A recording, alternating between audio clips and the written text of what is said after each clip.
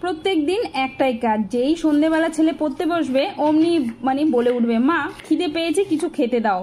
পড়তে বসার আগে যেন ওর বেশি করে পড়তে বসার সময় বেশি করে খিদে পায়, তার জন্য কিছু না কিছু খাওয়ার তো রেডি রাখতেই হয়। তো মাঝে মাঝে আমি এইভাবেও কিছু বানিয়ে দিই, যেরকম আজকে বানাচ্ছি খুবই একটু হেলদি ধরনের জলখাবার, যেটা চলো কি দেখে নেওয়া যাক। এখানে দেখো নিয়েছি গাজর, বিনস, এগুলো কেটে নিয়েছি। এবার একটা বাটিতে নিয়ে নিচ্ছি আলু, দুটো আলু নিয়েছি, সাথে সেদ্ধ করা কাবুলি চানা। সেটা আগের দিনও করে রাখতে পারো, তাহলেও খুব ভালো হয়, বা যদি হয় সাথে সাথেও করা যেতে পারে।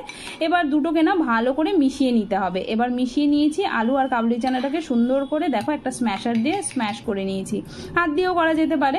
এবার এর মধ্যে পেঁয়াজ, সাথে ওই ধনেপাতা, বিনস, আর দিয়েছি এখানটা একটুখানি পনির বা ছানাও বলতে পারো, তার সাথে হলুদ গুঁড়ো, জিরে গুঁড়ো, আর দিয়েছিলাম চাট মশলা আর লেবু দিয়ে এটাকে কিন্তু প্রত্যেকটা জিনিসকে এবার ভালো করে মাখতে হবে। লঙ্কার গুঁড়ো বা কাঁচা লঙ্কাও দেওয়া যেতে পারে, তবে বাচ্চাদের খেলে একটু অ্যাভয়েড করাটাই ভালো, তাই না? ওরা আবার ঝাল হলে আর খেতেই চাইবে না।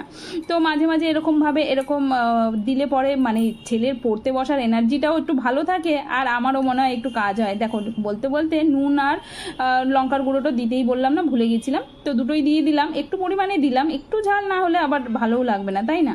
তো ব্যাস প্রত্যেকটা জিনিসকে মাখিয়ে রেখেছি। এবার কড়াইতে দিয়ে দিচ্ছি অল্প পরিমাণে তেল। এবার তেলটা যখন হালকা করে গরম হোক, একটু কম তেলই দিয়েছি, চাইলে কিন্তু এগুলো তোমরা ছাকা তেলেও ভাজতে পারো, তবে একটু তেল কম খাওয়াটাই বেশি ভালো না? তো ব্যাস এটাকে শেপ দিয়ে দাও নিজেদের মতন, চপের মতন দিতে পারো, বা এরকম ছোট ছোট টিকিয়ার মতন করতে পারো, সবটাতেই হলো, ভাজা হলেই হলো আর কি।